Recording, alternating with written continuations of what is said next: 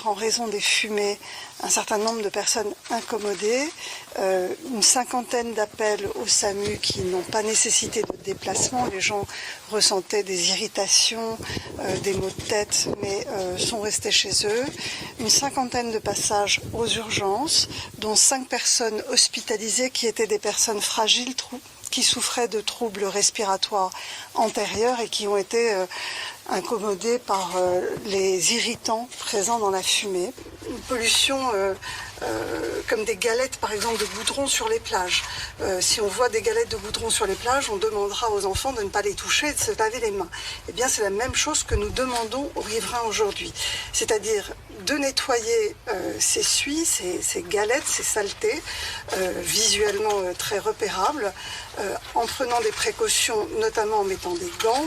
C'est une usine qui produit des hydrocarbures, même s'ils ne sont pas en grande quantité, même s'ils sont très proches des seuils, ça n'est jamais bon pour la population de toucher ce genre de produit. Nous avons recommandé plutôt d'éviter les déplacements superflus et plutôt de rester à l'abri chez soi, mais il est possible de circuler. Par exemple, il n'y a pas eu de décision d'arrêter les activités, d'arrêter le travail ou des choses de ce genre. Les seules décisions qui ont été prises, alors même que les premières analyses ne l'imposaient pas forcément, c'était des décisions de mise à l'abri et de protection des personnes sensibles. Les enfants, les personnes âgées ou les personnes ayant des difficultés pulmonaires, etc. On est confronté à un feu de liquide inflammable, une nappe qui s'est étendue dans toute l'usine, qui se propage. Avec un risque possible de pollution de la Seine par débordement des bassins de rétention. Certains produits ont été évacués du site, en plein dans le feu effectivement. Donc ça a été très risqué pour nos personnels. Nous avions également deux entrepôts effectivement du site complètement en feu. Donc à peu près 6 5 hectares en tout. Au moment où je vous parle, l'incendie est maîtrisé, il est cantonné, il ne devrait pas se développer de nouveau. Par contre, il faudra plusieurs jours pour en venir totalement. Vous êtes avec nous, c'est parce que vous avez décidé de porter plainte contre X. Pourquoi? Expliquez-nous vos motivations. Alors effectivement, j'ai décidé de porter plainte contre X. Alors plainte contre X parce qu'on ne sait pas encore qui est le responsable. Il faut savoir que sur un site comme celui de Lubrizol, vous avez les salariés de Lubrizol, mais vous avez aussi de nombreuses entreprises sous-traitantes qui interviennent sur le site. Et ma plainte a été portée pour mise en danger de la vie d'autrui, puisque ça fait 3 jours ici à Rouen qu'on ne sait pas ce qu'on respire.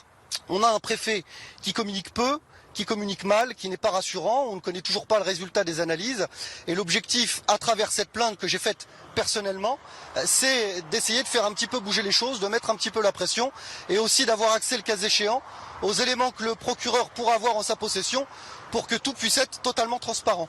Hier soir, à la caserne des pompiers de Rouen, 700 appels en 2 heures ont été recensés. La raison, un nuage de gaz malodorant échappé de l'usine Lubrizol. Toutes les communes de la rive gauche et de la bordure de Seine ont été incommodées et surtout effrayées par une pollution qui, heureusement, ne devait pas se révéler nocive.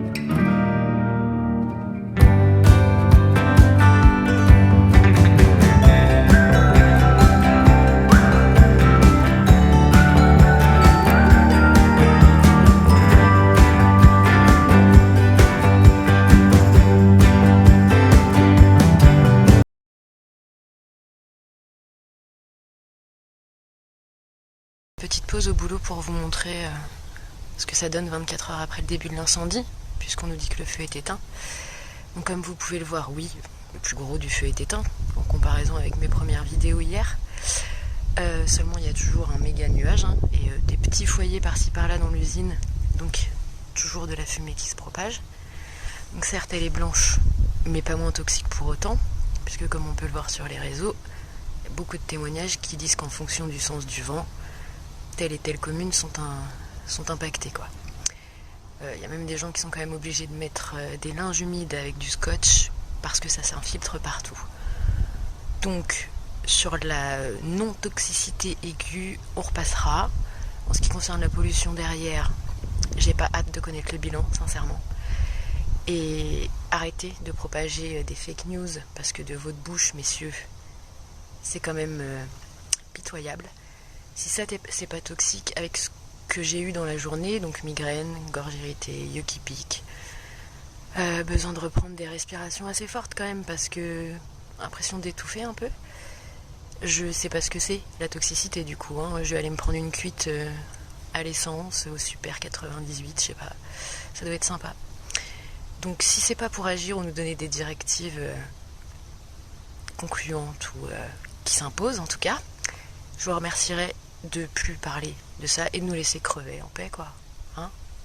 On veut la vérité, on veut la vérité, on veut la vérité, on veut la vérité, on veut la vérité. Fermeture, Lubrizol, fermeture, Lubrizol, fermeture, Lubrizol, fermeture, Lubrizol, fermeture. J'ai fait construire une grande table pour que les chevaliers s'assoient ensemble. Je l'ai voulu ronde, pour qu'aucun d'entre eux ne se retrouve assis dans un angle, en bout de table. C'était compliqué, alors j'ai essayé d'expliquer ce qu'était le Graal, pour que tout le monde comprenne. C'était difficile, alors j'ai essayé de rigoler pour que personne ne s'ennuie.